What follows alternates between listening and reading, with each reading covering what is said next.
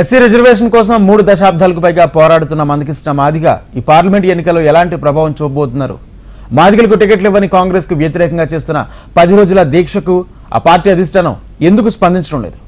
ప్రధాని మోడీతో భావోద్వేగమైన వేదిక పంచుకున్న మందకృష్ణ మాదిగ తాను భారీ బహిరంగ సభా వేదికగా చేసిన వాగ్దానాన్ని నెరవేర్చుకునే దిశగా ప్రయత్నిస్తున్నారన్న అభిప్రాయాలు వినిపిస్తున్నాయి.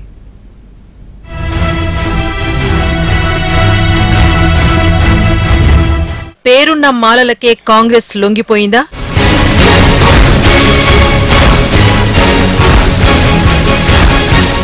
రెడ్లకు 6 సీట్లిచ్చి మాదిగలకు ఒక్కటైనా ఇవ్వరా?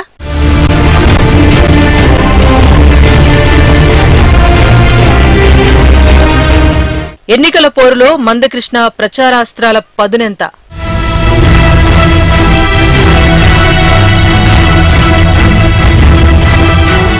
తాము ఎస్సీలకు ఎంతో ఆప్తులమని చెప్పుకునే కాంగ్రెస్ మీద ఎంఆర్పీఎస్ వ్యవస్థాపక అధ్యక్షుడు మందకృష్ణ మాదిగ తీవ్రమైన అస్త్రాలు సంధిస్తున్నారు. కాంగ్రెస్ ఏనాడూ మాదిగల పక్షం వహించలేదని, ఎస్సీల్లో డబ్బున్న మాలల పాటే పాడుతోందని, తమ వాటా ప్రకారం రావాల్సిన సీట్లలో అన్యాయానికి పాల్పడుతోందని తీవ్రమైన స్వరంతో విరుచుకుపడుతున్నారు.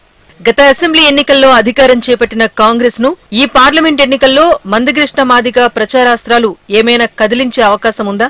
మందకృష్ణకు ఉన్న సుదీర్ఘమైన పోరాట నేపథ్యాన్ని బట్టి ఈ ప్రశ్నపై రాజకీయ వర్గాల్లో చర్చ జరుగుతోంది.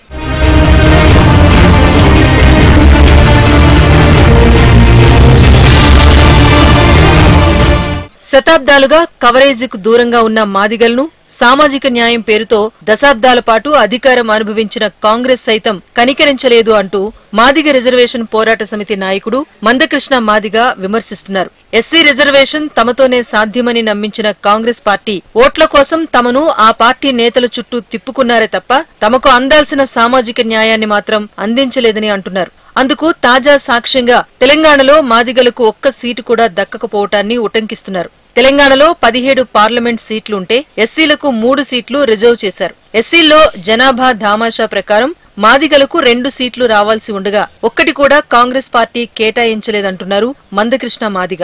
కాంగ్రెస్ నుంచి పెద్దపల్లి అభ్యర్థి గడ్డం వంశీకృష్ణ, నాగర్ కర్నూలు నుంచి మల్లు రవి మాల అభ్యర్థులేనని, ఇక వరంగల్ నుంచి కడియం శ్రీహరి మాదిగ ఉపకులమైన బైండ్లకు చెందిన అది మాదిగలకు కేటాయించినట్టుగా చూడలేమని అంటున్నారు. తెలంగాణలో బైండ్ల కులస్తులు ఊరుకొక్కరు చెప్పున లేకపోయినా ఒక పార్లమెంట్ సీట్ ఇచ్చారని, అదే 25 నుంచి 30% లోపు ఉన్న మాలలకు 2 సీట్లిచ్చారని, కానీ 70% ఉన్న మాదిగలను ఓటర్ల జాబితాలో ఉన్నట్టుగానే పరిగణించలేదంటూ ఆవేదన చెందారాయన.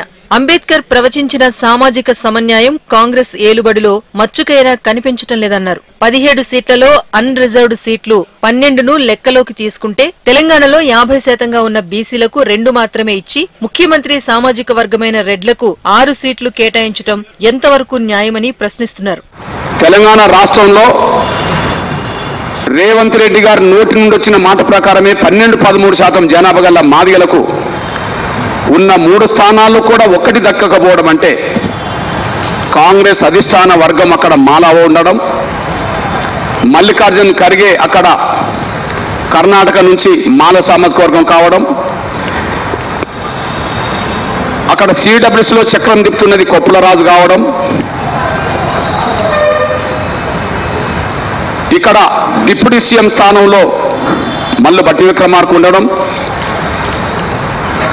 వారి ఆలోచనకు అనుగుణంగానే రేవంత్ రెడ్డి గారు మాదిగలకు అన్యాయం చేయడం ఇక్కడ కళ్ళ ముందు కనిపిస్తున్న సత్యం.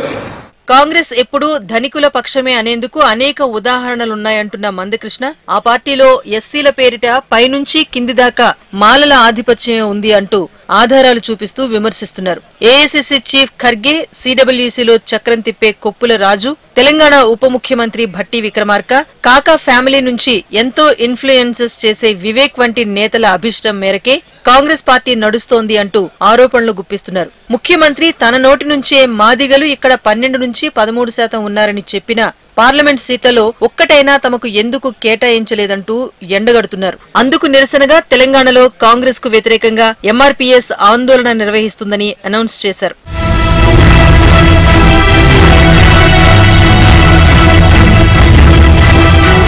గత అసెంబ్లీ ఎన్నికల సమయంలో సికింద్రాబాద్ పరేడ్ గ్రౌండ్ లో నిర్వహించిన మాదిగల విశ్వరూప మహాసభలో మందకృష్ణ ఎస్సీ విభజనపై ప్రధాని మోదీ నుంచి మాట తీసుకున్నారు. మాదిగలకు న్యాయం చేసే మనసున్న మనిషి మోదీయే అంటూ కేంద్ర మంత్రివర్గంలో ఎస్సీలకు బీసీలకు దక్కిన ప్రాధాన్యతను ఉటంకిస్తూ మాట్లాడారు మందకృష్ణ. మాదిగ మాల రిజర్వేషన్ కోసం శాయశక్తిలా ప్రయత్నిస్తానని, ఆ విషయంలో మందకృష్ణ పోరాటానికి తాను కూడా తోడయ్యానని మోదీ ప్రకటించారు. అందుకు రిప్లైగా అదే వేదికపై తాను దక్షిణాది ప్రచార బాధ్యతలు తీసుకుంటాను అంటూ మందకృష్ణ ప్రకటించడం విశేషం.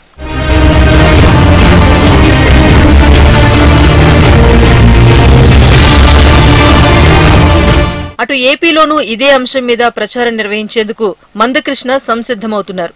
టీడీపీ నేత చంద్రబాబుతో పాటు ఏపీ బీజేపీ అధ్యక్షురాలు పురంధేశ్వరితో ఆయన సమావేశమయ్యారు. ఈ సార్వత్రిక ఎన్నికల్లో ఎన్డీఏ కూటమికే ఎంఆర్పీఎస్ మద్దతుంటుందని ప్రకటించారు. వర్గీకరణ విషయంలో మాదిగలను జగన్ మోసం చేశారన్న కృష్ణ టీడీపీ అధికారంలోకి రాగానే తొలి అసెంబ్లీ సమావేశాల్లో వర్గీకరణకు అనుకూలంగా బిల్ పెట్టేందుకు బాబు హామీ ఇచ్చినట్టుగా చెప్పారు. ఈ క్రమంలో తెలంగాణలో మాదిగలంతా బీజేపీ అభ్యర్థులను ఆశీర్వదించాలని, అటు ఏపీలో కూటమి అభ్యర్థులకే ఓటు వేయాలని కోరారు.